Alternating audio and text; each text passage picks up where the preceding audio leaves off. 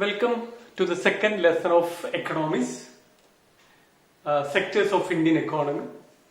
Previous lesson or previous year we learned about the different type of sectors. We know that the three different sectors are primary sector, secondary sector and tertiary sector. So first of all we are going to discuss about the primary sector. Primary sector normally connected with the agriculture or the nature or earth. Okay. So what are the factors which come under the primary sectors are agriculture, dairy, mining, fishing and even forestry. These are the main factors which come under the primary sector. Secondary sector. In secondary sector, natural product changed into other form. Because the product is not produced by the nature alone. Nature cannot produce anything. So the item which nature cannot be produced, that we can consider as a raw material that can be converted into finished product with the help of industries. So that type of items we can call it as a secondary sector, or such a type of items can be listed under secondary sector. So secondary sector, raw material is processed from the factory and making it as a finished product. One example, so mud is a natural product, mud. So the mud is taken to the factory, so that can be converted into bricks. So it's a converting that the mud into brick is a manufacturing. So third one is tertiary sector. Tertiary sector also called as service sector. Why tertiary sector is needed? Why? Because tertiary sector helps the primary sector as well as in the secondary sector. Primary sector's production is taken to the company or the factory. That factory output will be transporting or needed to transport from one area to another area. We need so many other service persons. Suppose one example, if you want to transfer one product from one sector to the another sector, we need the drivers to carry the things. Okay, driver doing a service. Okay, so driver can be come under or can be classified under the tertiary sector. Like many sectors, many other category people are there which come under or who come under the tertiary sector, like the people those who are connected to communication department, the people those who are coming under the banking department, the people those who are coming under the storage, something like called storage, and people those who are doing all the trade, and all the people those who are working in the offices. Such a people can be categorized under tertiary sector. So tertiary sector is called a service sector because the people who I listed out just now all are doing their services. So tertiary sector also called as service sector. The next topic about comparing the three sectors, that is primary, secondary and tertiary sector. So how can we compare these three sectors?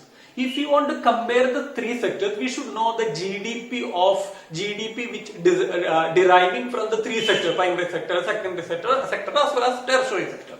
Okay, so counting these all the sector or the income from these all the sectors is not so difficult a task. Even though the country like India have crores of rupees or huge amount as an income or our GDP, counting that is not much difficult. If we may think that it is difficult, it is not that much difficult because our statistical department are doing the same. How they are counting? Each sectors separately they are counting their total income. Total income in the sense each product's amount they will calculate. And they will calculate from the primary sector which they are considering as a raw material. When it converted to secondary sector, then the process of converting from the primary or the raw material to finished product, that too will be counted. And when it is distributed to the tertiary sector or the service to the tertiary sector, that too will be counted. And all the three sectors income they will be counting, and that will be added. That will be our GDP. How to count this GDP or gross domestic production in each department? Suppose one example, if you take wheat, individual farmer who produce wheat in a particular year will be counted, and how much value will be added to that. Value added in the sense, if that wheat convert to wheat flour and that wheat flour is using for the production of biscuit, that biscuit market price. That is a process of production from the primary sector. Primary sector in the sense, so the raw material as wheat, converting as in the form of biscuit, transporting to the destination center, and while they are selling, what is the price they are getting. These processes are happening for all the type of product. In these, while counting the amount for this process, there may be a chances for double counting. What is double counting in the sense? Suppose if a wheat farmer is producing a wheat and is selling to the biscuit company for the 10 rupees, and the biscuit company processing it, that means making it as a flour and making a biscuit with the flour, and that is another process, secondary sector, and that biscuit is distributing to the retail merchant, wholesale merchant, retail, as well as to the consumer. That is in the tertiary sector, because the vendor or the merchant come under the tertiary sector. Okay, these process, when they are doing this process, if each area or each time they are counting the price, if they are counting the price of each product, it will lead to a double counting. That means 10 rupees, if they count 10 rupees, the amount of which wheat producers sell their wheat. If the next process, if the manufacturing industry selling the particular biscuit for 60 rupees, suppose 1 kilogram, imagine that they are taking 15 rupees for each biscuit. So the total 3 into 15, 60 rupees, sorry 45 rupees. 45 rupees is the total amount of money which a manufacturer gets. When it goes to the retail customer, he may sell each biscuit packet for 20 rupees. So if we count 10 rupees for the farmers and 45 rupees for the manufacturer and 60 rupees for the retail seller, that will be a wrong counting. That is 60 plus 45 minus 105, another 10 rupees, that is 115. That 115, if you are taking as a total income, that may go wrong. Instead of that, the final product's amount alone will be calculated. That means final product in the sense 60 rupees, which a merchant is able to sell to the consumer. That 60 rupees should be the final amount for the product. If you are counting that way, the problem of double counting will be get solved. So no intermediary goods value is added to find GDP, that is gross domestic production. Instead of that, only final goods and services value will be added to calculate gross domestic production. So the value of all the final goods and services produced within a country in a particular year or during a particular year is called as gross domestic production. So the GDP of a country shows that how the country's economy is, whether the country is developing country, developed country, or underdeveloped country. Everything we can find from looking at the GDP of the country. Now we are going to see the historical changes which happen in these three sectors: primary, secondary, tertiary sector. So if you think about our historical changes in these sectors, very gradual changes happening from the primary sector to tertiary sector. That means from the agriculture sector, there is a great shifting is happening to the tertiary sector, that is service sector. That means farmers or primary sector, people are shifting their economical earning to tertiary sector, all the service sectors.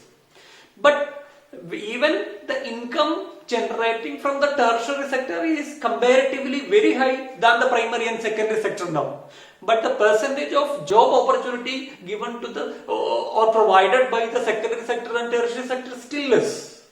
But most of the people, Indian people, still depending on primary sector.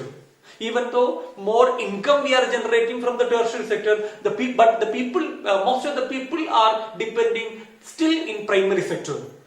these shift from the primary to tertiary sector, it's not happened very suddenly. It took nearly 100 years to change these GDP income from the primary sector to tertiary sector. We can understand by historical changes like this.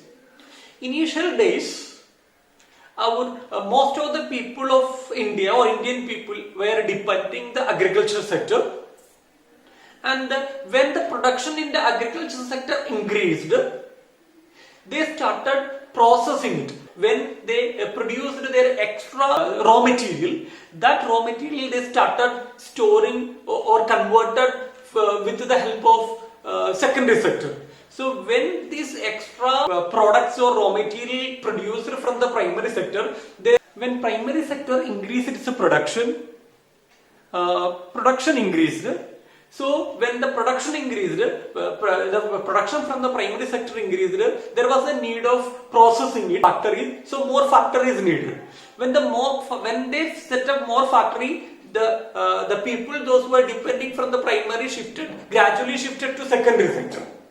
When more production happened in the secondary sector, people started getting more income. When more production happened in the secondary sector, these products needed to transport it from one centralized area to distant areas. So they needed the people to transport it. It was a service. And when the people get more income, they started spending more. When they started spending more, so many other service sector like a doctor or the hospitals, hotel, educational institution, many service sectors started increasing. This is the changes which happened from the primary to tertiary sector within the last 100 years. By 2000, the year 2000 onwards, most of the people or the income we are getting from the tertiary sector than the primary and secondary. Even though more income is generating from the tertiary sector in the terms of money or GDP rate, but population, those who are depending in the primary sector, still high. Means the employed people in the primary sector are high, whereas the income from the primary sector is very low, comparatively low, whereas income from the tertiary sector is very high, but the people, those who are depending in the tertiary sector, is less. As we see that more people are engaged in the primary sector, in the sense more than required people are working in the primary sector. That is called as disguised unemployment. Disguised unemployment in the sense more than required number of people are working in the particular field. So that type of unemployment mainly exists in the primary sector called as agriculture sector. So why this more employment in the tertiary sector or the service sector is because of the improvement of our health facilities, education facilities, banking facilities, etc. Even though, right, when the people started getting more income, they are going out to have their food. So such a type of the hotel, more hotels increased, and tourism developed, more transportation increased. And even the IT field, especially the new trend, the IT field also one reason that why more people are engaged in the tertiary sector. If you see the GDP income in different sector wise, we can say the secondary sector, that means our industrial sector, the GDP increased 8 times more now. But whereas the employment opportunities given by the secondary sector is only just 2.5 times. Whereas when we come to third option, that is the service sector, more than 11% or 11 times our GDP rate increased. Whereas employment opportunity given to the tertiary sector is less than 1 times. Whereas when we compare these two sectors with the primary sector, we can see that more than 50% of Indian people are engaged in agriculture sector, but the GDP or the income which we are getting from the agricultural sector or primary sector is less than 25%.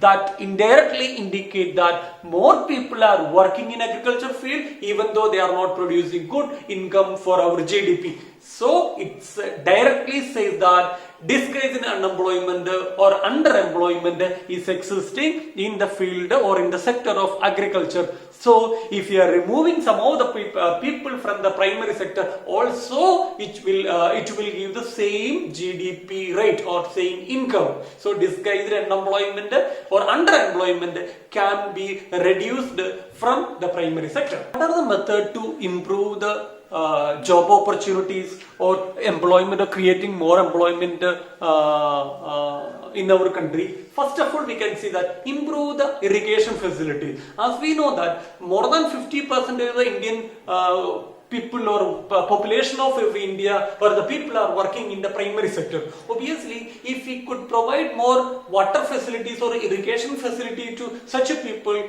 obviously we can reduce the problem of unemployment, at least in the primary sector. Second one, investing in the transport. So we know that tertiary sector need transport facilities. If you invest more income in the transport facilities, construct more roads and providing more facilities for the vehicle, obviously in that field also people can be engaged and we can reduce unemployment problem in our country.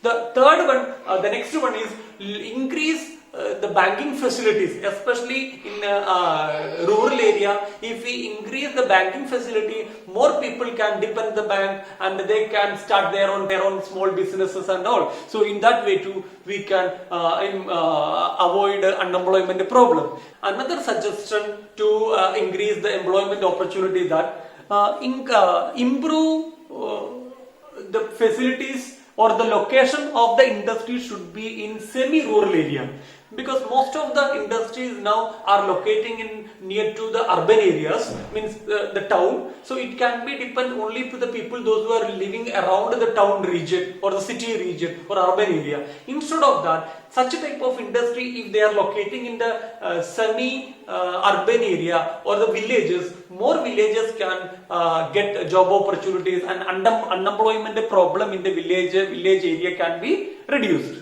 The next option is, or next point is opening cold storage. Cold storage in the sense it can be if the government open more cold storage in rural areas or the village areas, it will be helpful for the people, especially the farmers, those who are producing the perishable goods or the vegetable in that particular area. If they could store their extra production in such a type of cold storage, I think more people will be ready to produce or depending in the agricultural field, and one way we can reduce unemployment problem even in agricultural field. The next one, India's statistical record says that 2/3% of people or the students alone attending schools. That means 1% of the school going children are not attending the school. Either they are working as a child labor or they are not doing anything. So if we force those or such students to come to the school or get education, so the chances to provide more job opportunity for the teachers. If the government forcing such people, such students to come to the school, they may need more number of teachers and employees. So they can provide more job opportunities. Another field is improving our health care. If you are improving our health care, we may need or we can give more employment opportunity for the doctors, nurses and even attendants, etc. In that way also we can create more employment opportunities. Another way to improve employment opportunities is that improving or increasing the tourism development or developing our tourism department. If we improve or increase the tourism department, at least another 25 lakhs of people may get job opportunity. The next one is right to work. So right to work is a policy which is introduced by the central government. We learned about right to work in the previous class of the 9th standard. You might have heard about NREGA. Under the NREGA, it is compulsory for the people, those who are registered in NREGA, to provide 100 days of job, especially in rural areas. If the government is not ready to provide these 100 days of work, the government should provide to those people, those who are registered for NREGA, the employment allowances. Next topic is about the comparison of organized sector and unorganized sector. Organized sector is a formal sector. As it is a formal sector, it follows some rules and regulations which are set by the government, and it provides assured employment opportunities too, because for a simple reason they cannot send out these workers, and it follows some rules and regulations such as the Factory Act, Minimum Wage Act, and the regulations and so and so, and it provides job securities too. And this type of organized sector, the people, those who are working in the organized sector, and they get a regular salary, even they get paid salary on the holidays too. And as it is registered under the government, it is observed or monitored always by the government. So there will not be much torturing by the management. And this type of the people, those who are working under the organized sector, they are getting paid leaves, and they are getting even the PF and gratuity extra, etc. too.